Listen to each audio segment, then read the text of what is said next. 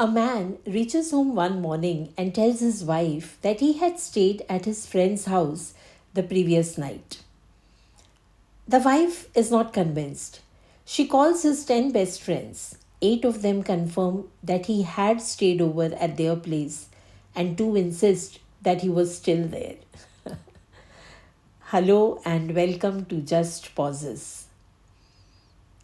Friends are always there, all the way, all the times. Of course, friends hurt and disappoint too. They leave us confused and even stunned at times. Yet, I would any day choose friends over all other relationships. Teachers and neighbors come in close second. It is like being born in one family and then slowly and steadily choosing another one for oneself. And in this newfound family, one can be carefree, one can laugh crazily and be just as we want to be. No pretense. And when a friend lets us down, we rush to complain. But to whom? To our other friends. I feel one is truly blessed if one has even one or two friends with whom we can be just ourselves and completely empty the heart out. One doesn't even have to meet them or call them regularly. The very thought that they are there, perhaps a call away, makes one feel so happy and light, isn't it? I had read this folk tale a while ago and it did bring a wide grin. Once upon a time, there lived a boastful young boy named Lee. He was very arrogant. One day, he was sitting beside the pond in his village when he saw a snail moving slowly along the edge of the pond. "Ha ha, snail! You walk so slowly. Where are you going?" asked Lee. "I'm going to the other end of the pond," answered the snail. "Ha ha, I figure it might take you 1 month to reach the other side." Lee laughed at the snail. The snail felt very insulted. "Well, if you think you walk so fast, do you want a race with me?" The snail's proposal tickled Lee so much that he laughed even louder. "Of course, when do you want to have a race? Now?" Lee challenged the snail. The snail became quite nervous but maintained his cool. "No, not now. I want you to have time to get in shape for the race." "What?" exclaimed Lee loudly. The snail wanted to save his face. "Why don't we have a race tomorrow? This time, here."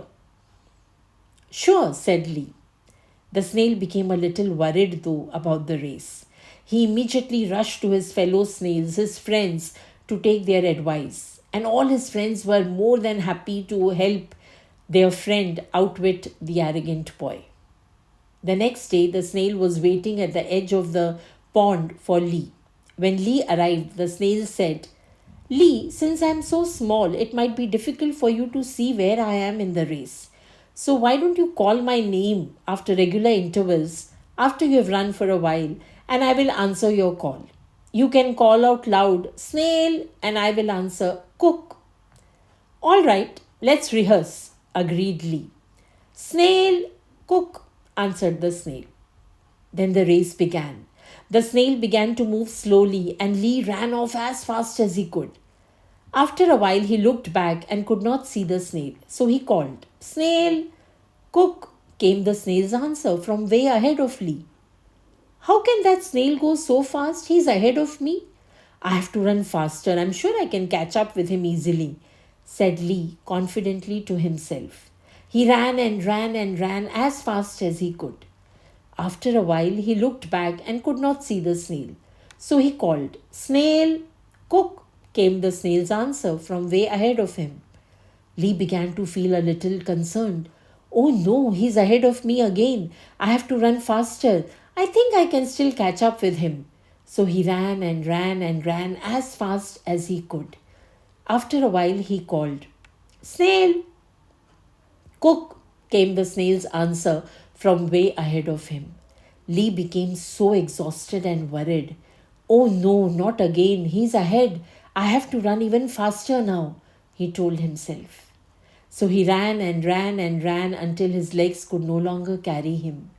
As he was about to lose consciousness, he called out in a feeble voice, "Snail," and he heard a faint cook ahead of him. As he passed out, he still wondered how the slow moving snail could defeat him in that race. But of course, we can guess how it happened, right? Yes, all the friends of the snail had made a plan for each one of them to stay at every interval from the beginning line to the finishing line, all around the pond, waiting for Lee's call. And since all the snails look and sound just alike, the arrogant Lee could be outwitted. The snail's friends helped him out, and the story ends here. But all our friends do not have to be those who offer cures or solutions or who say a lot. After listening to us for an hour, a friend might just say, "Let's have tea." Do not forget to pause, think of your friends, and smile. Thank you.